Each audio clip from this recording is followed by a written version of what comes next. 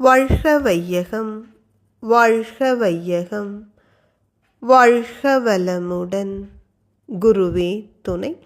அனைவருக்கும் இனிய காலை வணக்கம். மகாகவி பாரதியின் கவிதா தேவி அருள் வேண்டல் கவிதையின் நிறைவு பகுதி இன்று.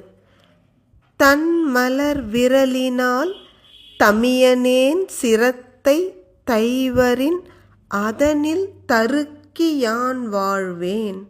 முந்தை நாள் என்னை முழு பேரன்பொடு கலந்த அந்நலத்தை கருதவும் துணியேன். அன்று எனக்கிருந்த இளமையும் அகத்திடை தெளிவும் இந்நாள்களில் செத்தன அன்றோ.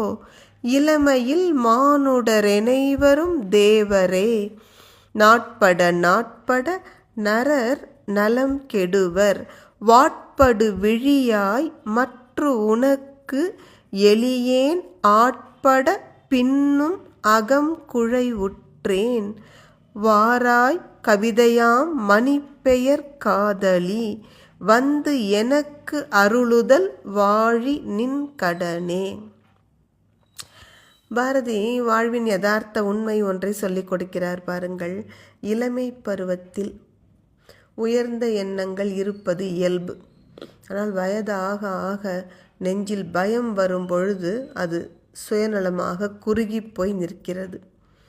பாரதி சொல்கிறார், கவிதையாம் காதலியே, இன்றைக்கு நீ எனக்கு ஒரு சொல் சொன்னால் போதும்.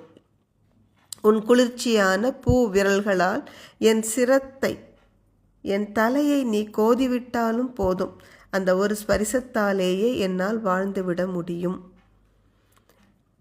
அந்த பழைய நாட்களில் நான் இளமை பருவத்தில் என்னை நீ பூரணமான காதலோடு கூடி தழுவிய இன்பத்தை பற்றி நினைத்து பார்க்கவும் நான் இப்பொழுது துணிய மாட்டேன். ஏன்னா நடுவில் கொஞ்ச நாள் நான் வறுமையின் காரணமாக உயர்ந்த லட்சியங்களில் இருந்தெல்லாம் சறுக்கிவிட்டேன். அதனால் அன்றைக்கு என்னிடம் இருந்த அந்த ஆற்றல் கவிதை என்னிடம் பூரணமாக வெளிப்பட்டது.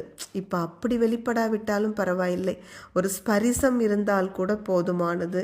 நான் கவிஞன் என்கிற அளவுக்காவது வாழ்ந்தால் போதும் என்றுதான் பாரதி இப்பொழுது நினைக்கிறார் பாருங்க.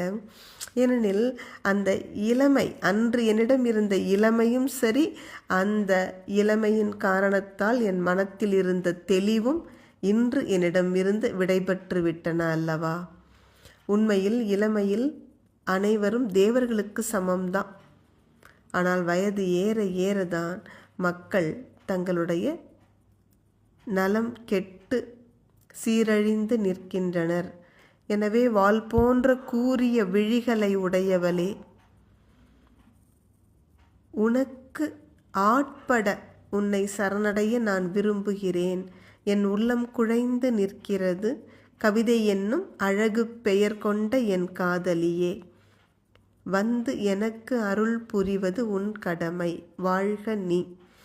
எனவே கவிதை கிட்ட அவர் கெஞ்சுறார் பாருங்க. கொஞ்சம் நீ என கடைக்கண் திறந்து என்னை பார்த்தால் கூட போதுமானது.